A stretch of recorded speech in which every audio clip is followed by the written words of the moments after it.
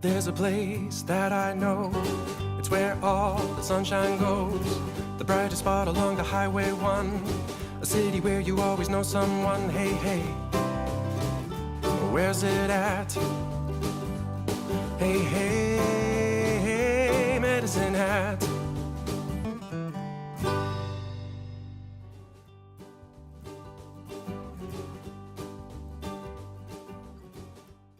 Welcome to Helping Hatters, and Emery Christie is my guest today. And tell me why we're talking, who you are, how you come to this place of Medicine Hat, Alberta. Hi, thank you so much for having me. So yes, I'm Emery Christie. I have had what I would call a love affair with Medicine Hat for many, many years. I had a family member move here many years ago when all of our children were small, and on occasion I'd come and visit and really just loved the space. It's so different from where I come from. The landscape looks like another world. And this space is so rich with history and beauty and sunshine and parks and so many things that I admired. And years ago, when my life looked a lot differently and my children were much younger, a move was made and we found ourselves living here. And this is where I thought at the time I would spend the rest of my life. And I can't tell you, I have no shortage of reasons to love it here. That's not how my story went, but boy, did my time here leave an impression on me. And things that kept me coming back, it was a lot to do with the people that I connected with. And I worked in a human services role in supporting youth in the community. And I made some really meaningful connections within that role. And of course, you know, there was our children's friends and people in our neighborhood. And it broke my heart when the decision was made, not by me, to leave this community. And so when I started doing readings, I'm a psychic medium. And this has been my career path for the last 9 years full time. So when I dove into this world of working in energy and intuition, it was right around the same time that Nirvana 101 in Medicine Hat was born. And so I had it on my radar and I thought, oh, well, maybe if I could work at this space once in a while, that I'd have more reason to be here and to see my family member and their family and to reconnect with friends and for my kids to see their friends and to do the things that I love. I'm such a creature of habit. It's like, oh, but the bank that I go to and my favorite grocery store, and, you know, never mind my dentist and my hairstylist and the chiropractor that I love so much. And, you know, I'm such a creature of habit. So all of those things feel hard to change. And as I said, when I moved here, I planned on staying for forever. And so, yeah, when I formed my connection with Nirvana 101, it was so wonderful. I worked in the community at an event called Heal the Hat before I came here to Nirvana 101. And I did work at Heal the Hat a number of times. But when I came to Nirvana 101, they were so welcoming. And unlike so many different holistic and metaphysical and healing environments, or just other businesses in general, they're so gracious about welcoming people in. You know, you have a gift, you have a skill, you teach a class, you offer services, you want to share it. Well, you can be self-employed and rent a room here, or you can be self-employed and rent a room for an hour to give you space. If you can't see a client out of your home, or if you need a reasonably priced space to host a workshop. And so it was an amazing opportunity. And as I built a clientele, I visited more and more. And before you know it, the decision was made, because things in life had shifted again, that 3 years later we would move back. Mm. And so I could go on and on, because I've been back and forth a few times. Yes.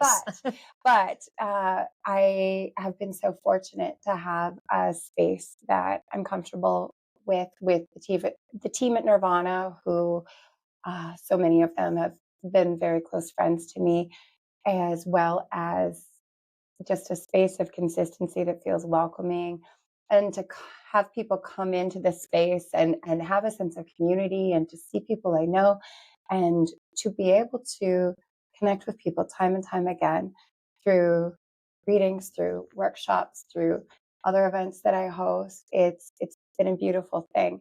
And every time I've lived in Medicine Hat and Redcliffe, Hmm. my experiences, my circumstances have been different. My experiences have been different.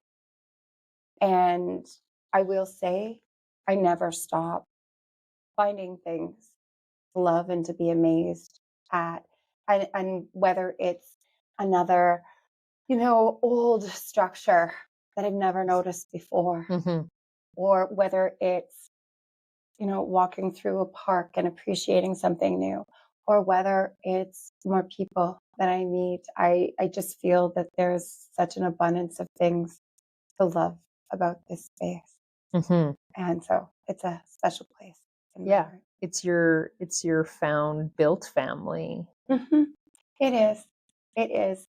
I'll reiterate something that was told to me a few years ago as I was preparing to move away once again. Yeah. I was told that by another healer, who told me of an old healer that she knew, who told her years and years ago about how special Medicine Hat is, and how there's such an abundance of healing energy in this space, Mm. much like the tale of the Medicine Hat Right. and how it got its name, and that people come here to heal. That was absolutely true of me. Mm. That was absolutely true of the circumstances that led to the choice to come here the first time, Hmm.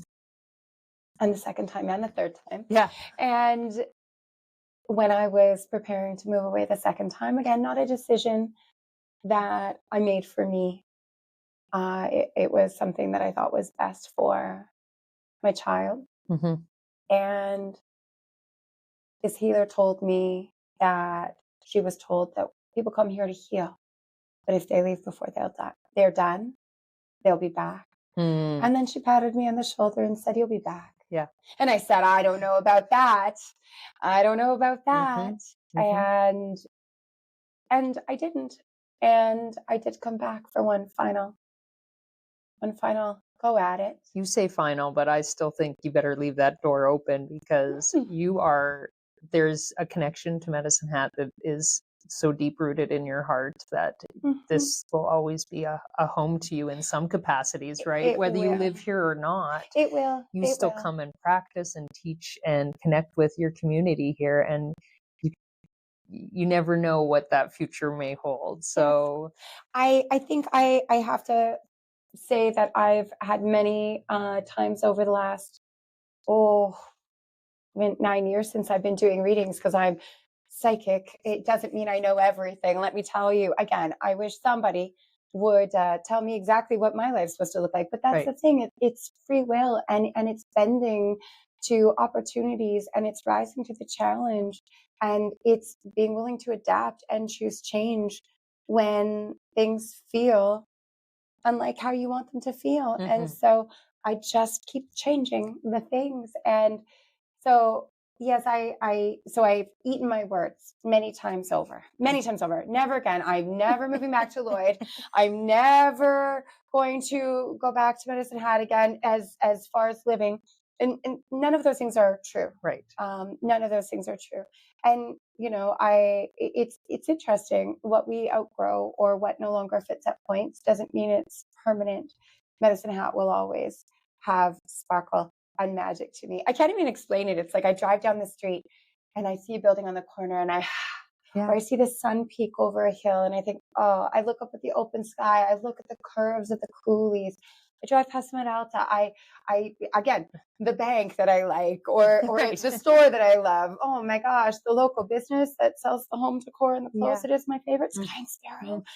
I wish I could be their poster child. Like Yes. there's things that I love Hmm. about Medicine Hat, and again, the people within it. It's just such a vibrant, gifted place.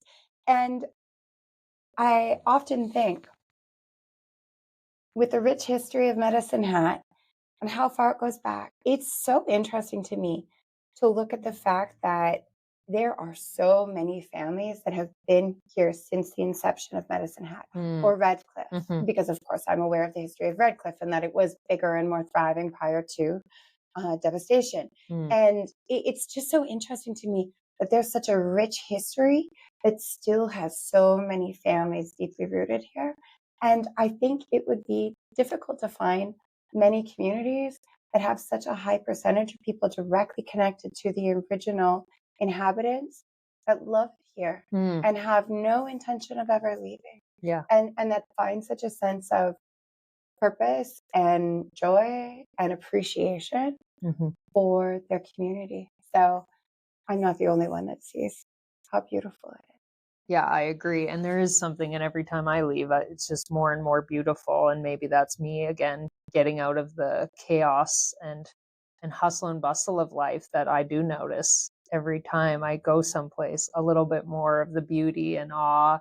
And you're right, it almost like a sigh of relief, takes your breath away at the same time moment, and it's beautiful. And there's a lot of diverse spaces and people, and just you can find a little bit of everything Mhm. if you're wanting a little bit of everything. I agree. And I'll address one thing, the fact that, I hear a lot of different perspectives from people because I talk to people all day, every day about things that are so far even from my life and my personal experience. So I learn a lot through the lens of so many people that I encounter.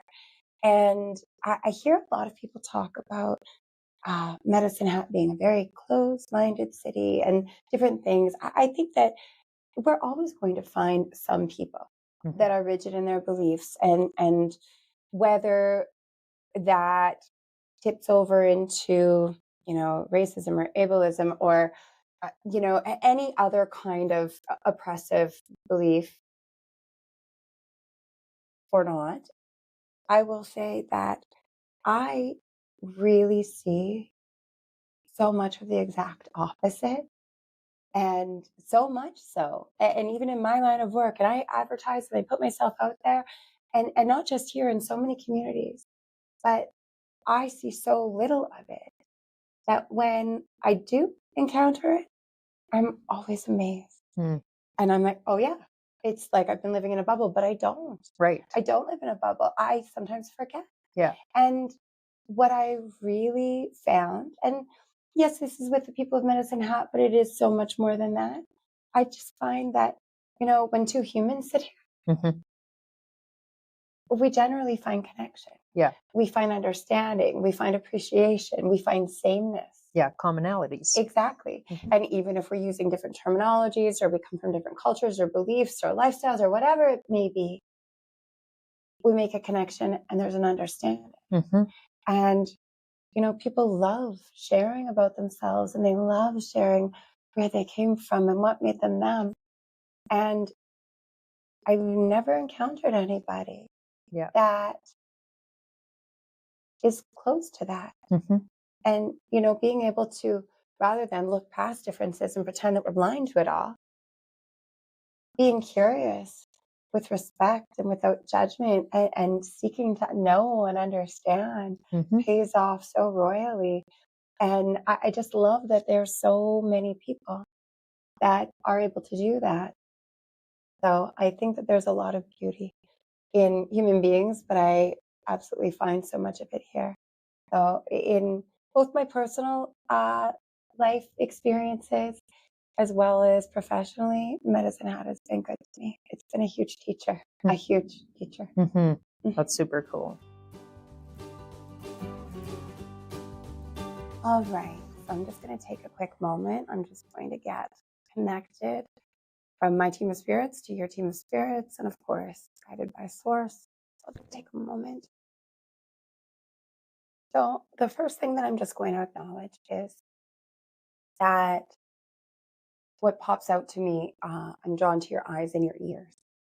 And so these things more connect to a few different things. On one hand, your strengths in the physical world, but on the other hand, your strengths in the more psychic sense level. And so obviously, you've got some intuition, some connection to psychic senses. And again, I think all people have at least a hair up to a range. This would suggest that there's some clairvoyance as well as clairaudience. But it goes beyond that because it seems like all of a sudden it's like everything you're seeing, there's a lot of it. And I don't know if it's as far as like psychic senses, dreams, visions, things that catch your eye or pop up images in your head, or if it's more so that you're really in a place of like noticing and taking everything in. And I suppose even just on a project level, though, it's all the details and it's surveying scenes and thinking about what's going to work. Now, the next thing when it comes to the ears. So, of course, it's connected to clairaudience, the psychic sense of hearing, which we can sometimes hear voices, noises, things, as if it were physical. Other times it's things that pop into our head, like, a statement or, a phrase, but something related to things that we don't know. Like, why would I think that? And then, of course, chatter noises in your dreams. Now, outside of that, though, what I really kind of connected to was it's like you being really aware of your senses again. So it was like almost this heightened sense of like your auditory skills in the physical. Again, may relate to, the creative ventures that you're doing. But I watched your head spin. And sometimes that can be connected to, hearing spirits, things that kind of catch your attention. I don't know if that's part of what's happening for you lately. But I also, again, just thought about you being just really not only sensitive, but perhaps maybe making sure that you're taking everything in. And then it can also connect to a higher sensitivity to what you're hearing right now. And so sometimes those things that we hear, sometimes they hurt. Sometimes they stay in the way we self-talk. So I would be really, I would be careful, protective of your energy and who and what you expose yourself to, what they're saying, because you're at a higher sensitivity. I would also say, though, that one of the gifts that showed up in that was that you're such a good listener. And I think about how important that is and how you add to people's lives because you're able to hold space for them.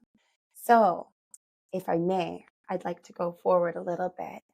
And I want you to know that going forward a little bit into who you are and what I see for you, um, there was just the most beautiful image. And it was an image of you. I saw you from about the waist up. You were standing and you just in all of the confidence that you have, you were public speaking to a big group. And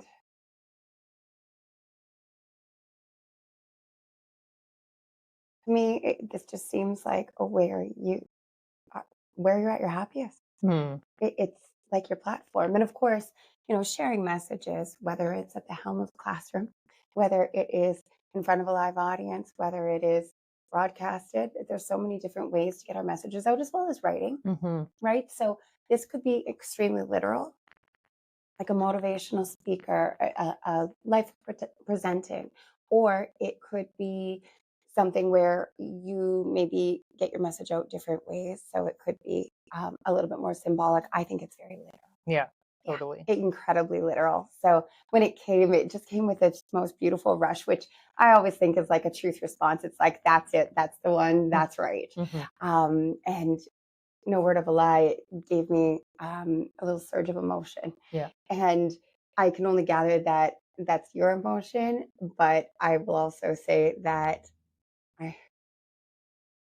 it just makes me so happy to think of you in that role because I know how meaningful you can be at sharing what you know. So I'm just going to see what else I find. Can I ask, do you have a dog or have you had a dog? Yeah, I have a dog. Okay. Did you ever? I don't know how many you've had in the past or if this is one that's living.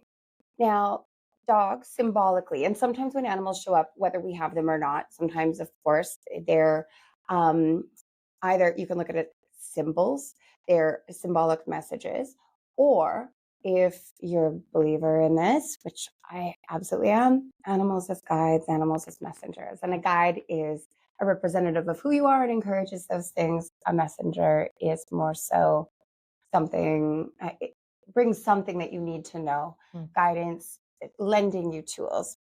And so, dog is always said to be man's best friend. Why? Because it's a symbol of loyalty. Right. But no matter what, trusty, stick by your side, there till the end, whatever you need, here I am. Yep. Totally. Right. So you're a dog person and you're a dog person. Yeah. Right. I'm the dog personality Yeah. in human form. And so it's beautiful because it really represents you. And so it's so interesting how so often people gravitate towards the things that really are very much who they are. I've had a lifelong love and fascination with rabbits, like my whole life, obsessed. I've had rabbits all my life, off and on. I draw them, I've painted them at every stage of my life. I have all sorts of little things with bunnies on them. And then, of course, when I first got into this work, what presents but a rabbit? And then I learn about rabbit as an animal guide. I'm such a rabbit, it's not even funny. So I just want to take you just a little bit of a different direction again. And this could be related to career. It could be career that pushes this. On the other hand, free will choice is the thing that prevails. And so, people often ask about future. We all want to know. I wish somebody would tell me exactly what's going to happen. But of course, that's not how almost anything in life works. And so I always impress upon people that the future is not so much fated and set in stone as it is set in motion, which means our free willed actions and choices, our intentions, our beliefs, our behaviors, our willingness to follow through or not do the thing has a huge ripple effect. And then sometimes there are other decision makers and factors that are beyond our control that also have an impression on the course of action. So what I see for you, it does show like a big leap. And a leap to me, the way that I see it, rarely is it connected to just travel. Sometimes it might be travel. So it might be big travel. It might be that there's some meaningful destination or a lot of travel in your future. But very often it's literally like moving. So that might not be where your head's at right now. But it very well could be something that either you start thinking on, or perhaps at some point it makes sense for you. And so you give it some thought. And on the other hand, sometimes opportunity strikes. Right. And that's the only motivating factor. But sometimes when things are right, they're right. Right. So it does show like a big leap. Now, I'm just going to grab one more little piece.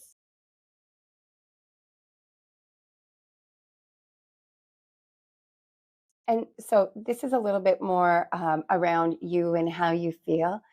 So I know there's lots of different factors that impact how we feel, right from health, which I think is all rooted in emotion, beliefs, and experiences anyway, and not all the current ones. A lot of things from our whole lives past, but our environment, what's happening in life, what's happened recently, what we are looking forward to, responsibilities that we know are on our plate. And how I see it is it's kind of backwards, because often we get to, December and, oh my God, we're run off our feet. We're so exhausted. And I'm not saying that you might not have things on the go, but I feel like your energy actually picks back up in December, January. And so it might connect to some sense of completion, something out of the way, off your plate. It might connect to just some sort of other surge in your wellness, your life. And it looks like for you, I don't know if you've been more or less active lately, but movement is a huge, huge part of this. I know it gets the brain chemicals, positive brain chemistry boosted. But I see honestly, Misty, do you hike? Do you hike? Do you walk, or do you hike? I like just walking with my doggo, which Good. hiking sounds like a little bit too adventurous, and I need a agree. backpack for that with supplies. Yeah, I didn't want to judge, but I'm like running, hiking. It all sounds way too hard Yeah, to me. yeah. But what it looked like, it is really just you getting outside and getting moving. Because I saw it from a downward angle, Hmm. I would say that it gave me the illusion of almost like, hiking up something, which, I wouldn't wish that on anybody. So I think that the movement part is really important for you now. Of course, we want to take care of you and have balance, but I think that's really important for you. 100%. Okay. Any question? I think you're doing great thus far. I don't know if I have a question specifically. Okay. I just like where it's going, and that you can just read the vibes and kind of some trajectory for me. That gives me some comfort, because I felt like I'm spinning on a weird axis of unknowing and uncertainty. Isn't it interesting how Imbalance. we can feel that way, right? Where it's like you've got a project, or you get to something, and when we kind of get to that point of maybe, oh, we're at that place where we wanted to be, and now we don't know where to go from here. 100%. Right?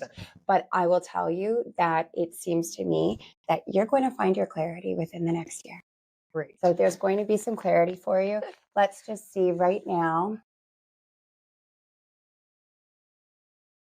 I would say even about March, I think things will probably feel quite a bit more clear for you.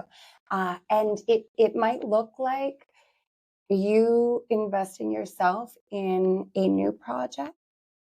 So March feels good for you. And it's like you getting your feet on the ground, your head's back in the game. It feels like things are just like funneling and moving forward for you. This would be a great time for you if you're having scattered thoughts or little ideas, even if you're not able to organize them. Jot things down and at least have a place to put them. Okay. And don't stress yourself over trying to figure out all the ins and outs, Right. because it seems like in March, all of a sudden, things are flowing again. And I think you're back to yourself. Great. Yeah. That sounds fantastic. Yeah. That'll be a great time for you. So remember, in the meantime, when we're going through life experiences, and they do take their toll,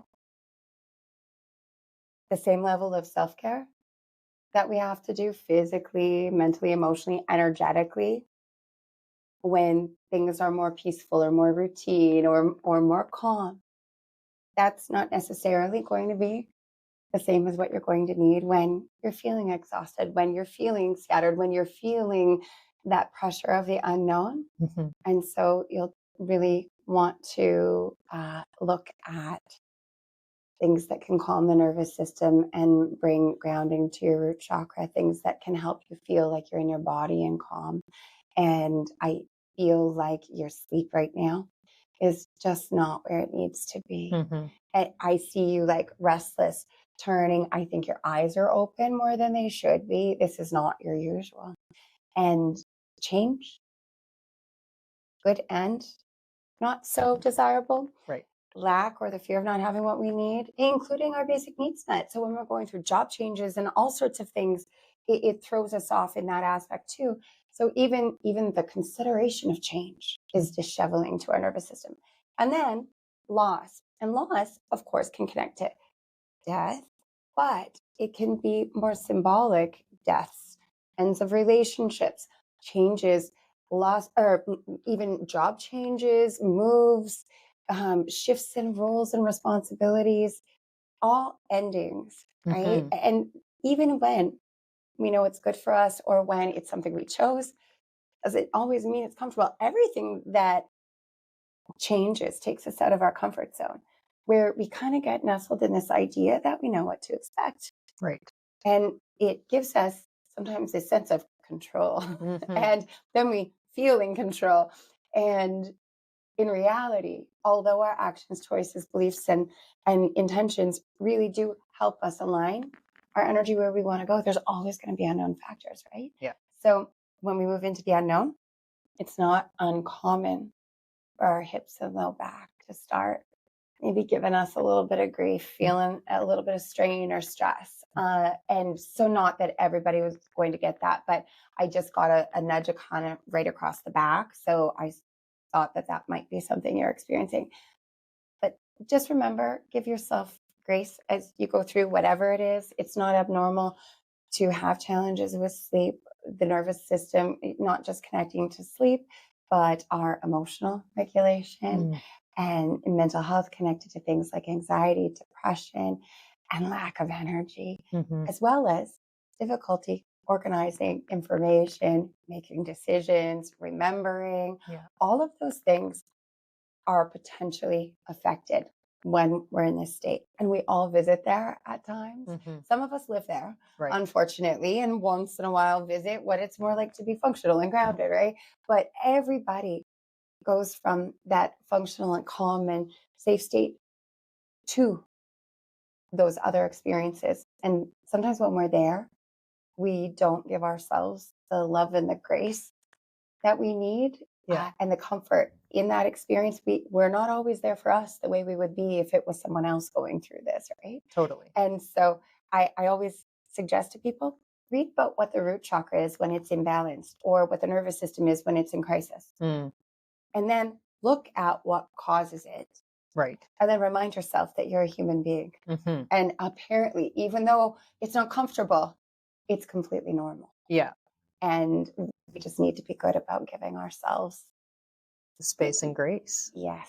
Yeah. And I can 100% say that I have felt, acknowledged, and somewhat accepted that I've been going through a grieving process for well over a year, like the losses, and you know they're for the best. And you still have to ride those emotions and the what ifs and play out scenarios and feel the emotions and go up and down like a roller coaster ride that you really would rather not be buckled into. But absolutely. And you know, it's always said healing's not for the faint of heart, right? Because there's a reason why not everybody's doing it. Yeah, there's a reason why people are staying in things that make them miserable or sick. There's a reason why people refuse to address the things that are creating so much chaos in their lives. And, you know, I could liken a lot of things to, you know, being in a relationship that you love that person, but it's just not working. You know, so when we make job changes, when we move, when we let go of a friendship that's not working, you know, it's not just because we want to. Right. It's because we know deep down inside that the season has passed, right? And that it is time for change. And I often reiterate the fact that if we don't like how we feel, that's the exact reason why we need to look at where change needs to be made. And I know not everything is just walk away, let it go, cut it off, it's over and done. Sometimes it's making changes within systems. Sometimes it's asking for what we need. Sometimes it's advocating for ourselves. Or setting the boundaries of your limits of care. And like that sometimes can save you a whole lot of heartache and just the trauma that you can ensue because you've just let everything in and you've also let everything out. And that is probably something that I myself have struggled with, but something that I see probably more than most things when I'm working with clients. A lot of us have difficulty with boundaries and receiving and asking for our needs to be met. And as I've said, you know, to so many people, whether it's offering them guidance or sharing my own story, it's really strange how our relationships, and I know there's more factors in life, but our relationships, it's the one place where so many of us don't expect a return for our investment. We can't get more time back. We don't get more energy. And we can do anything with our time and energy. And so often we invest in people who aren't investing in us. Right. And then on the same hand, sometimes it's a job, sometimes it's an environment that just doesn't feel good anymore, right?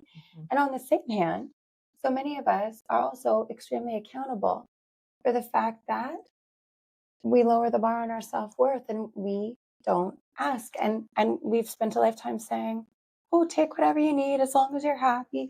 Oh no, I'm good. Yeah. And that doesn't serve us either, right? So it's starting here. Rather than looking at who's taking from me and how they're not thinking about me, it's, oh, no, it's me who's not speaking up. Yeah. Who's But giving it away? yeah, Mhm. exactly. But, when we know we deserve better and when we want to feel better, it does push us into having to make decisions that in an ideal world, I would love to stay in this job. I'd love to stay in this relationship. I'd love to keep this friendship or stay living in this house. But if I'm being honest and kind and fair to myself, it's not working. Yeah. And it's challenging. And those are things that, again, throw us out of our comfort zone. And sometimes we have to grieve things in many layers. And whatever it is that we're healing, as well as whatever it is that we're grieving, always seems to be connected to so many more things than we initially Yeah. think it is, right? And all of a sudden, one thing leads to another, and we're like, how did I even get here? Yeah. You pull that one thread and it's unraveling a whole bunch, and you're just, furrowing through all the things. Because there is so much. You're right. It is all interconnected. And when it's like, oh, it was my job. Oh, wait, it was my relationship. Oh, wait, it was this. And you start to dig up a lot, and then hit the childhood on the end sides and say, oh, there's a lot of stuff. And like you said, we did a past life reading together, and it's just interesting to see how it does make you feel less insane, for a lack of a better word, because it feels like, okay, there are reasons why I feel so discombobulated. Mm-hmm.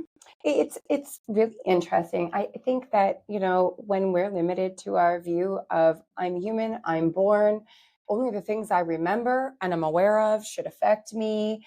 And then we're also often nurtured in families, homes, societies, where we're led to believe that we're making a big deal about a thing if we have an emotion or if something isn't instantly processed and it's behind us. The past is the past. So when things weigh heavy and they're not dealt with, it's funny what comes back to us. Mhm. It's amazing what's stored.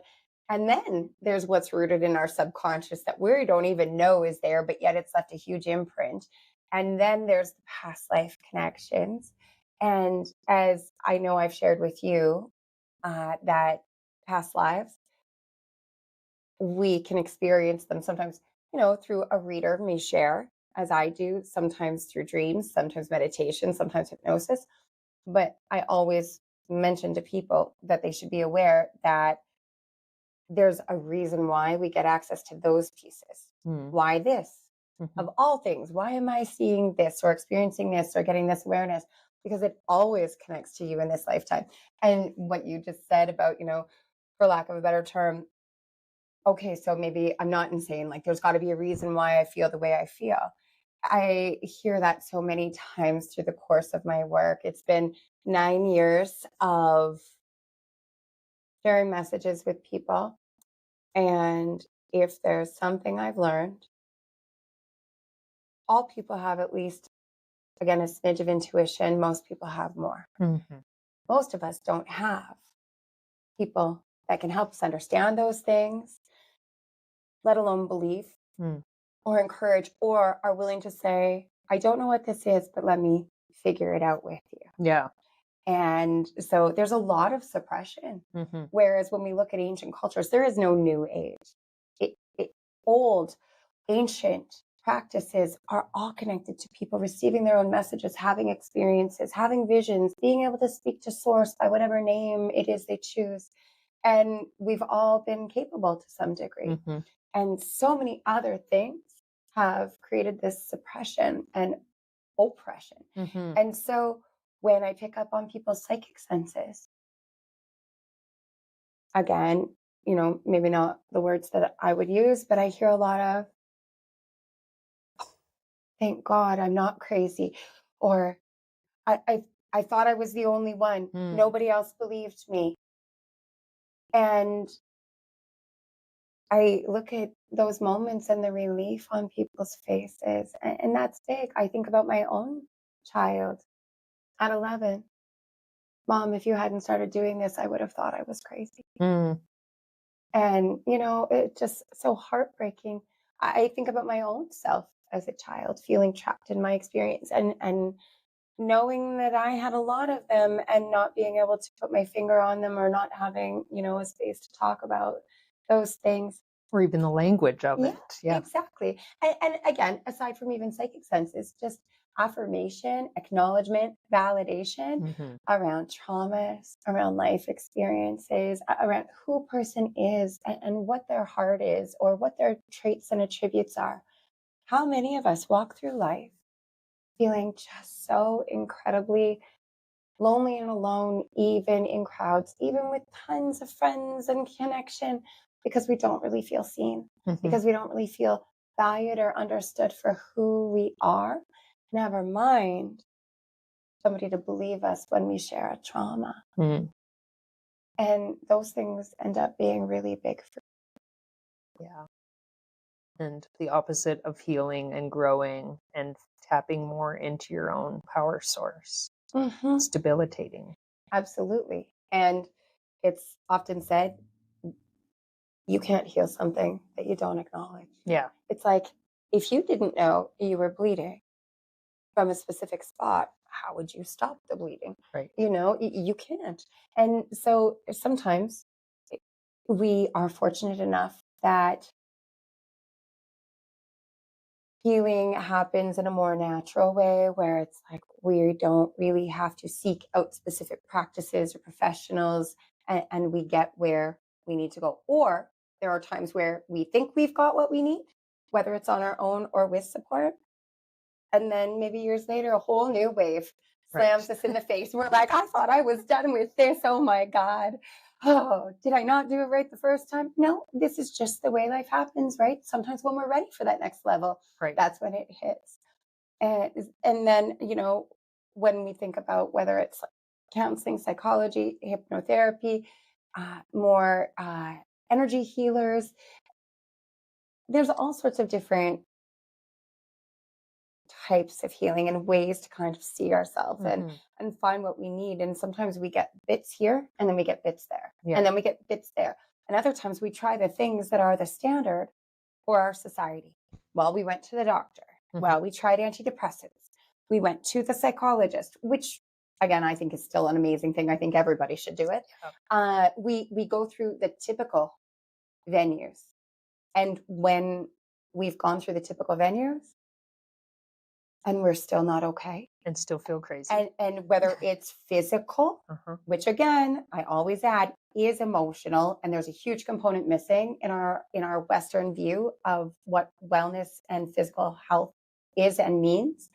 Um, and then, there's so many different facets, but it's like when we go through, those typical places and spaces that we're supposed to get better and feel better, and then we don't, people sit sometimes in despair because they've tried everything. Mhm. And I can promise that as I, got into this, I always believed in these things, the metaphysical energy, the other side, psychic senses. I had no idea how many different intuitive practices there were, and not just divination methods. Mhm. I had no idea that there were so many energy-based services, holistic services, connected healing services, balancing services connected to energy. Mhm. And everything energy is rooted in emotion. And again, this is the root of our wellness. And for anybody that doesn't have that knowledge, I look at all things connected to the energy of the chakras. And they all represent different parts of our bodies. But again, the physical is the last place things show up. So everything starts with emotion we've experienced and things either bring us into balance or out of balance. And whatever takes away from our balance, traumas, negative belief systems, different things, they hurt us even when we think they're not. Right. And what we don't heal ends up showing up in little ways in so many different areas of our life. The way we think about ourselves, our confidence, Mhm. how we present ourselves, our connections, our willingness to try new things. Hmm. But then it even bleeds even over into our emotional well-being, our mental health, and then how we physically feel. And there's a big difference between our physical wellness and our medical wellness, Hmm. if you ask me, Mhm. because we can have aches and pains and have zero reason why we have aches and pains. We Right. can feel exhausted and there still might not be a physical reason, Mhm. because emotional energy is always at the root of that, even if there are things that show up on your physical blood tests and things like that. Right. And then the medical is the last place. So when I got into doing all of this work, every time I thought I'd heard it all, there were 5 more different methods, 5 more different courses, 5 more different ancient practices. And there's just no end of Mhm. things to learn. It's honestly incredible. And that's something that I wish that people knew and understood, is that there are so many amazing resources. Unfortunately, and again, I think the Western medical system has lots of great about it. I think that there are lots of necessities about it. I utilize it myself, and I've been fortunate to have some wonderful doctors. But the thing is that fortunately for Medicine Hat, there are so many amazing people within this community. And I myself have often said, without alternative services, I don't know how people can be well, because I can't be. Mhm. And I have a few practitioners, one in particular here in Medicine Hat, that has a formal designation and does some things differently than anyone else in this community does.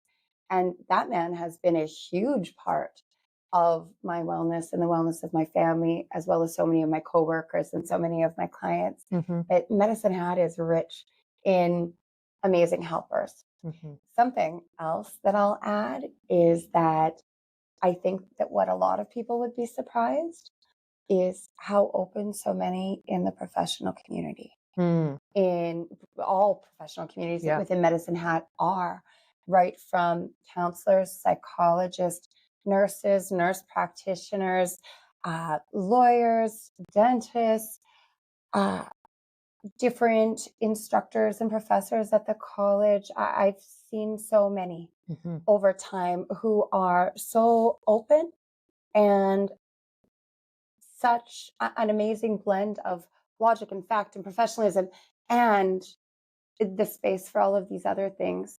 And what people value for themselves, they typically are able to hold space for those around them. So even in the world of psychologists and counselors and registered social workers in Medicine Hat, we are rich with people that are able to not only help, but for clients that might be extra intuitive and very sensitive empaths, able to pick up emotional pain of others and having a hard time with those things, or even having experiences outside of the physical sense experiences, whether they understand it or not.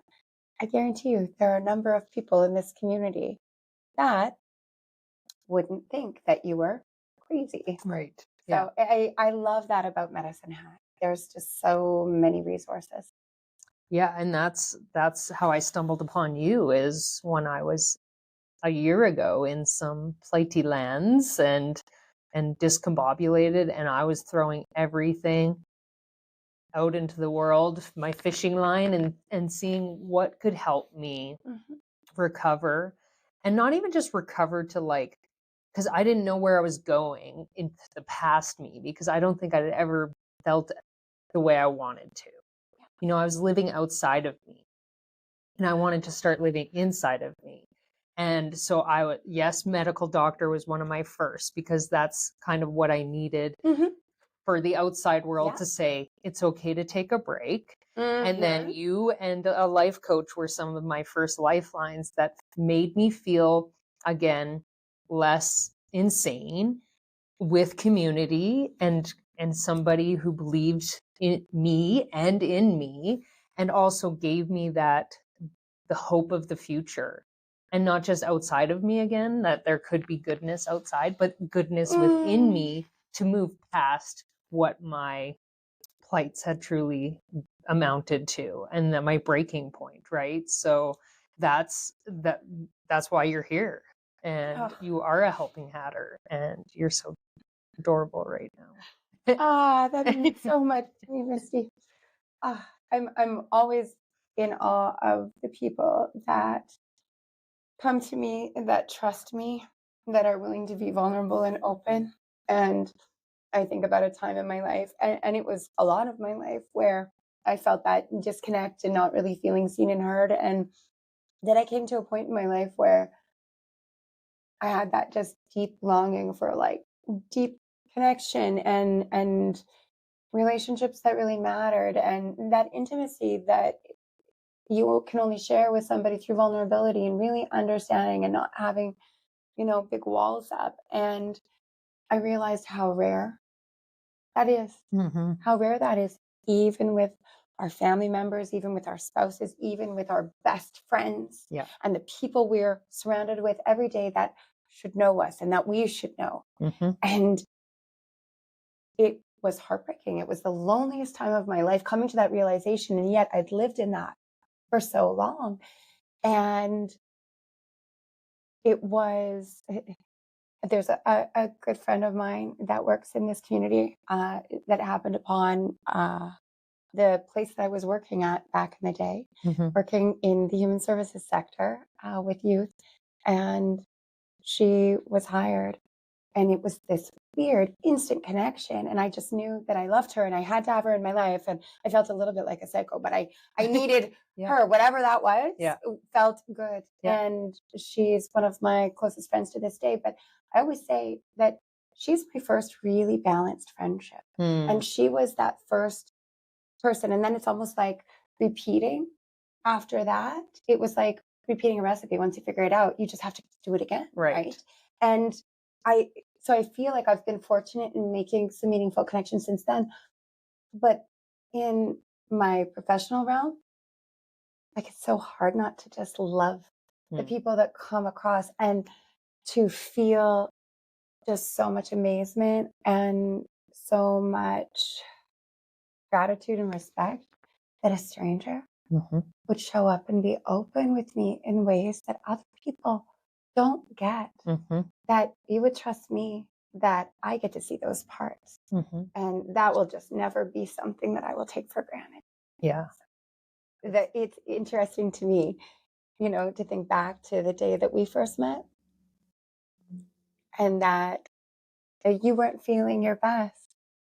And yet, you know how I remember that day? Mm. God, I love her energy. Oh, yeah. Wow. That really was Yeah. very interesting. Right. And, it was just this draw, this pull. Yep. And you know what? Sometimes it's personality, sometimes it's energy. But I found you, even in all of your change and transition and things that you were managing and dealing with, I found you magnetic. Mhm. And, I think that's who you are. I Yeah. don't think it's just, the fact that I think that we click or Right. something.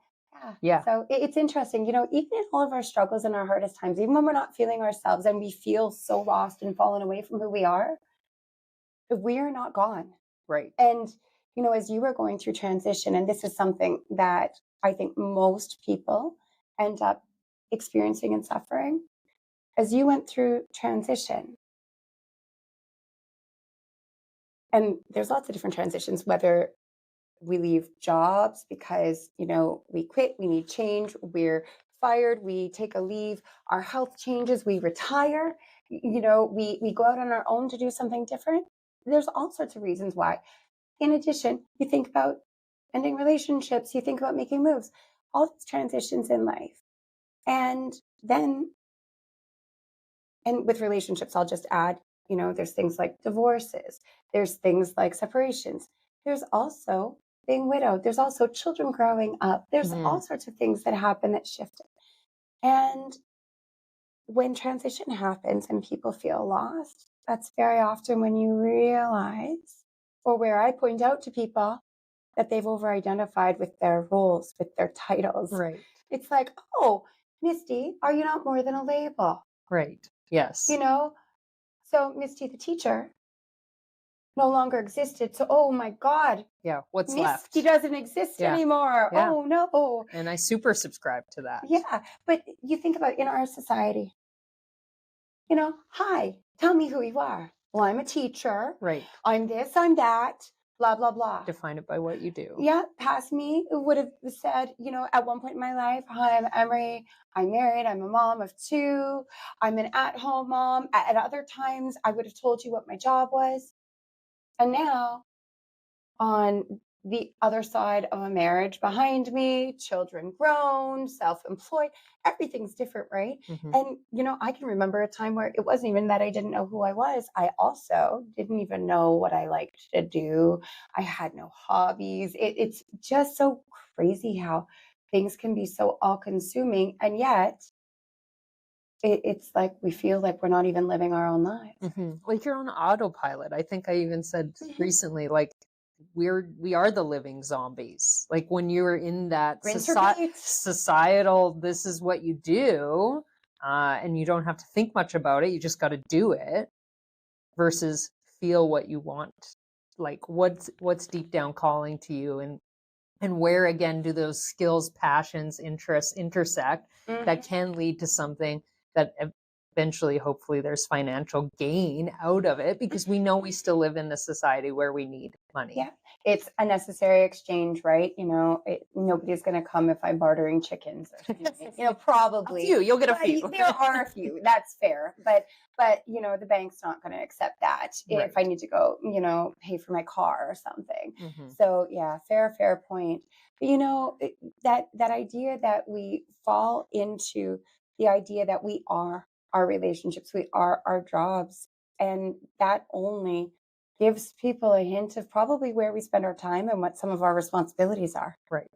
It probably should be a hint at what some of our skills and capacities are.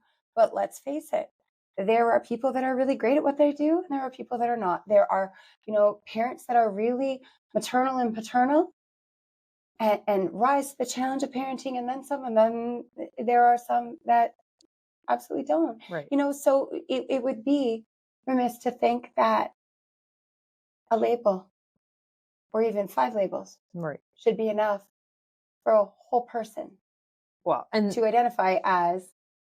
And when you peel it all back, it's like, oh, it turns out that even Misty, who stepped away from a teaching career, is an amazing speaker. yeah, That still an educator. You can take the teacher out of the exactly. classroom, but you can't take the Yeah. teacher out of me. And I think I said to you last year something that I have shared to some people as well, that a teacher in our society, we believe it's someone that has a teaching degree, and that's the job you get hired for. Mhm. However, what makes a teacher effective? It's somebody with knowledge. It's somebody with a message to share and with a purpose.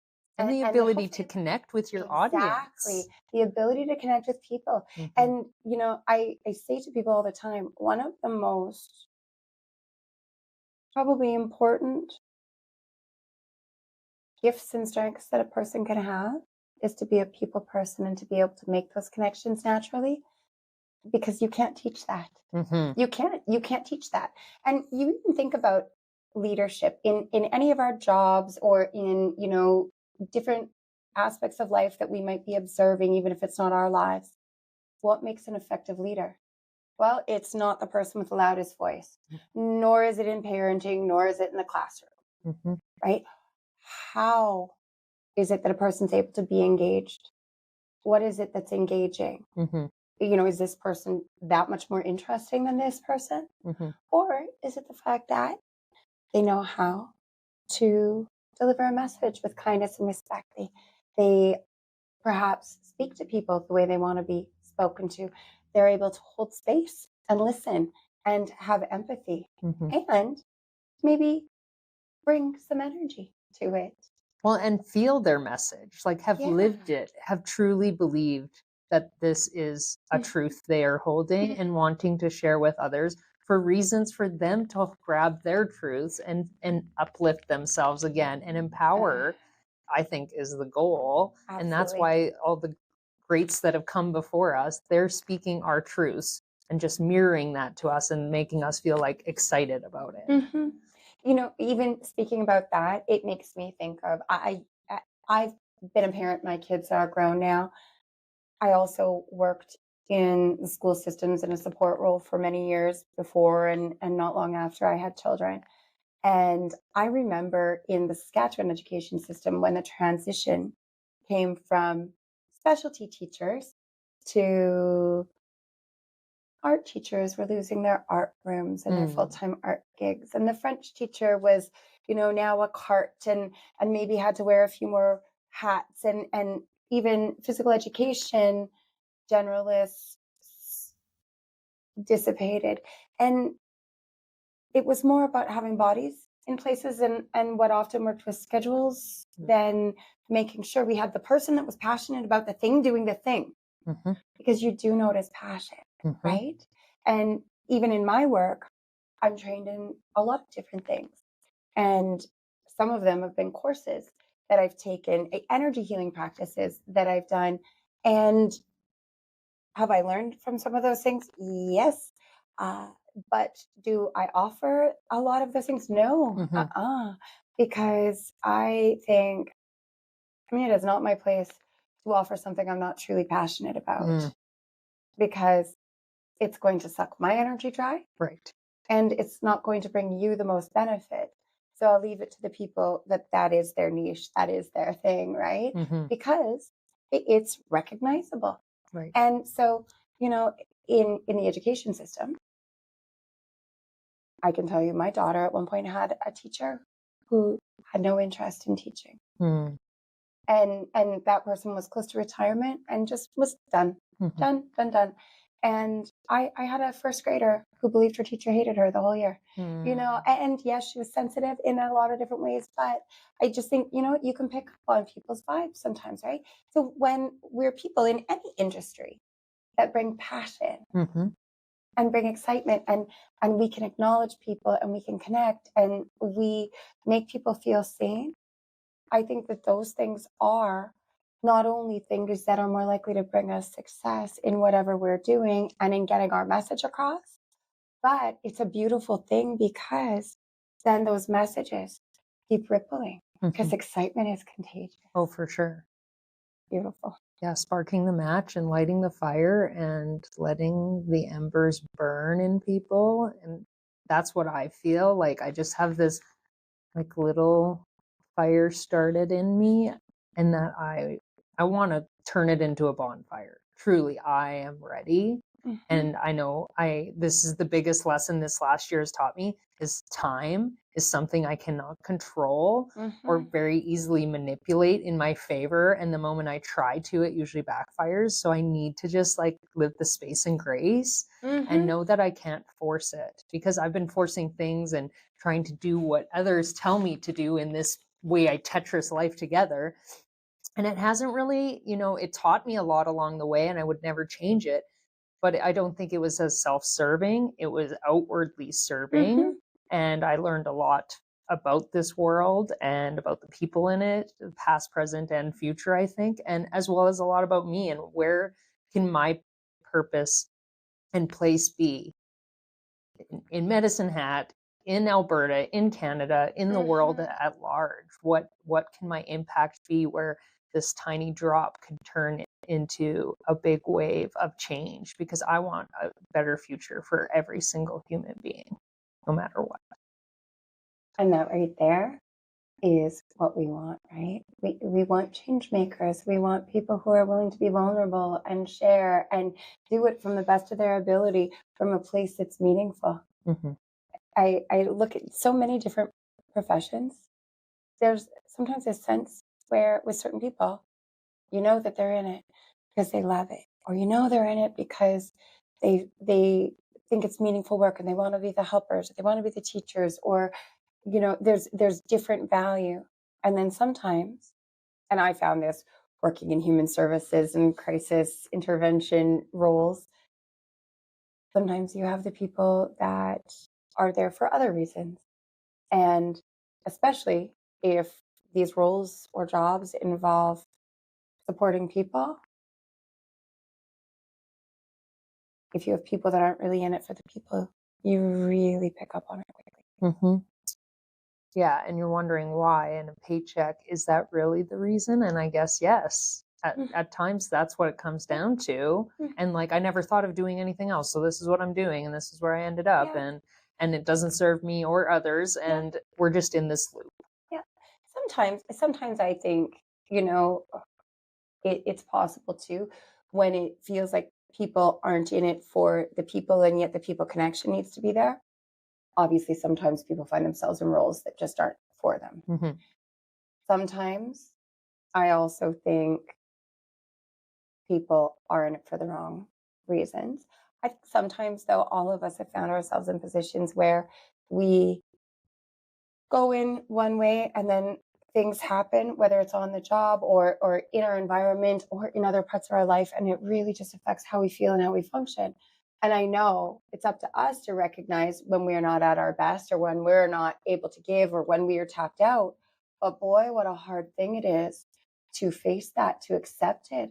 And look at how difficult it is to see ourselves and to give ourselves the same grace and understanding that we would give others. Mhm. You know, taking space away from work, taking space away from responsibilities. Those things are scary for everybody, Mhm. even if you know there will be a paycheck. People fear about what other people will think and feel bad about not doing all of the things because oh my gosh, it's got to get done. Well, it probably will get done eventually, even Yeah. if it's not you. Right. But even look at how hard it is for people to quit jobs. They just feel so bad. You know, it'll inconvenience. This is your life. Right. And you only got That's one their of it business right now. Yeah, Yeah. exactly. Right. You know, everything's manageable. But yeah, sometimes it's really just that it's so difficult for us to be able to accept the things that we can't change and to change the things that we can. Totally. Love that.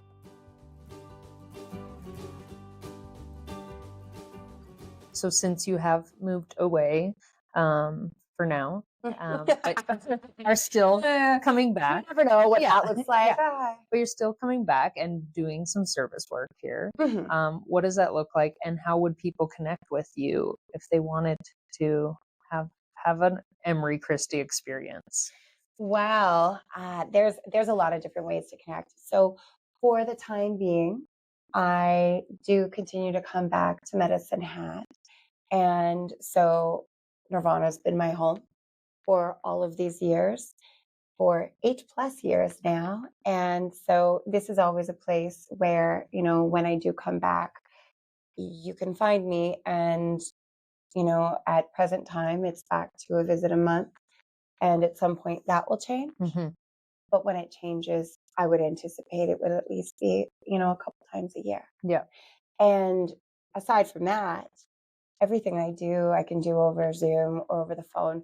I prefer Zoom because I love to be able to see people as much as Mhm. I am not great with technology Right. and it doesn't take much to confuse me or throw me off, but it's so nice just to be able to see who you're talking to and be able to, you know, experience in that way and have even a picture in your mind's eye when that person reaches out again. But it's not impossible to do readings and to teach and hold space for someone without that. Hmm. So Zoom, I didn't do a lot of it until actually the second COVID shutdown. Hmm. And I think that people are far more open to it now. And I find that, if anything, it really just makes scheduling way easier and way more possible. So anything I can do in person, I can do by Zoom. In addition to that, I teach workshops and, of course, I host group events and things like that. So I just had a full week of hosting group events here in Medicine Hat, as well as individual events. And I love all of them equally. They're just all very different. So those things sometimes also occur online when it comes to workshops. So I teach energy basics, which is part of my intuition and mediumship development workshop now. It used to be a separate entity, but there's portions where we focus on caring for our energy, calming our nervous system, getting in our body, which is something Hmm. that's difficult and not natural Right. for a lot of us. Lots of us do not live in a functional place in our body. And I guarantee I am that person. So I have to strive extra hard, even if there's not, you know, chaos or struggle happening in life. Hmm. And so I have to strive extra hard for that. But so I teach people different tools, but then I teach them more about who they are and understanding about how energy works and what psychic senses are and how they connect to our physical senses, Mm. both in strength and in challenge. And then different tips and tricks to tap into those things, and then how to connect to each other and how to connect to the other side and how to understand some of those things. And so I do more of those workshops all the time online. Hmm. And although often people, they want the in person, more and more people give so much more positive feedback on the online because it allows us to do weekly. It allows us to have more time. It allows us to come back over and over with time to process and practice. It also isn't so much to take on all at one point in time. In my current group, I've got 3 clients, I think, in BC, Mm. 2 in Alberta, 1 in Saskatchewan, and 1 on the East Coast in the States. Okay. And so, it's just so cool because it allows us to really be expansive. So I'm not saying I'll never teach in person again at Yeah. Medicine Hat, but I'm definitely moving a lot more to doing that online because I see the benefits. Yeah, I totally do. Even as a teacher online, there were perks, and there was great things that came out of it. Some people just focused on the negative, but I'm like, well, let's take the Change is hard. good. Let's take the good and move forward with that. And you're right. There's a different kind of intimacy and connection that can be built through a video chat, and the Mhm. abilities that a person's more comfortable. You're right. They're at home in their own setting, Mm. hopefully in the coziest possible scenario. Yep. And they kind of get to, because to come into somebody else's space with other people, Mhm. it's a lot. It can be that nervous system's then heightened, Yeah. whereas you can bypass that Yeah. step and hopefully be a lot more calm, because you're in your own space. Not saying all spaces are calm, Mhm. but I see that even me being a participant in those, that Mhm. I'm like, this is nice. And you're right, the weekly breaks to Mhm. absorb or apply really do make it more impactful. And I think a long-term investment come to pass, that you actually can ingrain that into you, whatever you're trying to learn. Mhm. Mhm. And with what you brought up about, people's comfort. I've had a lot of people over the years that they want to learn tools to take care of themselves or to understand so that they can be more calm, so they can be more confident, so they can help mitigate their anxiety and their fear. And then on the same hand, a lot of people have a hard time, whether it is some social anxiety, whether it's overwhelmed with energy of groups. And so at times I have people that want to attend, but it's how many people are going to be there? Is the room going to be full? What's it set up like? Can I sit near the exit? Like things like that. Mhm. And we're all sensitive in different ways. I'm extremely sensitive to my environment, which doesn't mean I'm also still not okay with crowds and being in certain places, but it depends what I have to do. Mhm. And so I do try to keep things on a fairly small group level. But again, being in the comfort of one's own home, picking a comfortable space, wearing comfortable clothes. When people come for readings, I find it's almost like they see it almost sometimes as an event. Some people actually get dressed up for it. It's like, this is exciting. This is a new experience. And then on the other hand, things don't always fit with schedules, and you know what, we can show up as we are, Mhm. and the energy is still going to be the same no matter how we do it, right? Mhm. So it's a lot of personal preference for people, but yeah, so that's how I offer services and will continue to offer services. So when I'm in person, and otherwise Zoom and phone. And is it okay if I mention where I might be contacted? That's what I was gonna ask next, Perfect. actually. So yes, So please. so when I do visit Medicine Hat, I always make sure I advertise on Facebook. And of course, that doesn't always reach everybody, but generally things are also linked to the Nirvana 101 Facebook. And sometimes, depending how organized I am, they make their way onto the website or might Mhm. be posted at the door. So those things might give you a heads up of an impending visit. But the other thing is, of course, I primarily work from my Facebook. So Emery Christie Psychic Medium, not Emery Christie, my personal page, but Emery Christie Psychic Medium is a great place to send a message if you're looking for a service or want to join in something that I'm offering, whether it's online or in person. And the other thing is text. So I have a Saskatchewan number because I lived on the border in Lloydminster when I got it. It's 306-307-4144. And so texting me is an amazing way to get a hold of me, if not messaging my Facebook. I won't bother rambling on my email, but it's linked to my Facebook as well.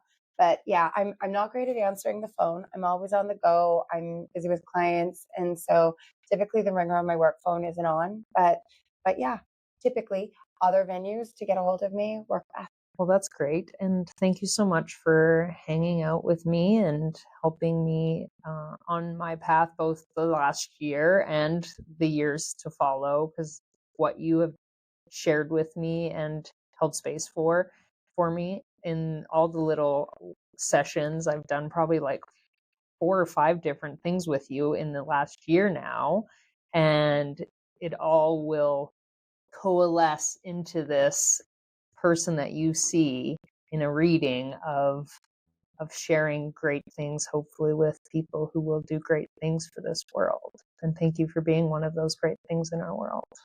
Thank you, Miss. It's such an honor and always my pleasure. Oh, you're fantastic. Thanks again. And thanks for being on the Helping Hatters, even though you're like quasi-hatter. Thank you. You're welcome back anytime, every time. Thank you. I'm an honorary member at the very least. You for sure It are. will always be home in my heart. Okay, we're going to high five. Fantastic. Thank you.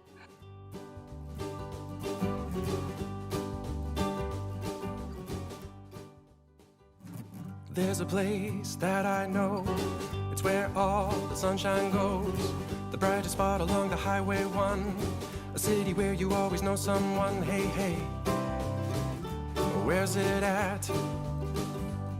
Hey, hey, hey, Medicine Hat. Sitting on the treaty 7 and 4, a sunny spot with an open door, a running river with a few coolies, and the 88 Olympic teepee. Hey, hey, would you look at that? Hey, hey, hey, Medicine Hat. Oh, its roots run deep, a stomping ground of community, a sunny city where you always matter. We call it Hatters Helping Hatters, Medicine Hat.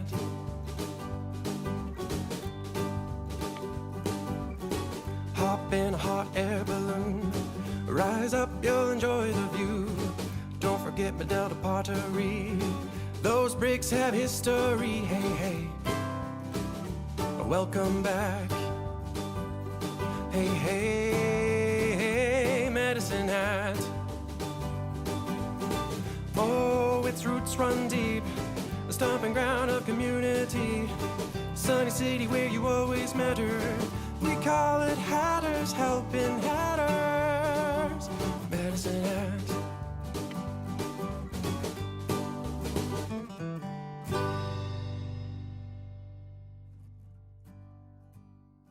Helping Hatters was created, hosted, and produced by Misty Zanger and is a Mystified Productions podcast.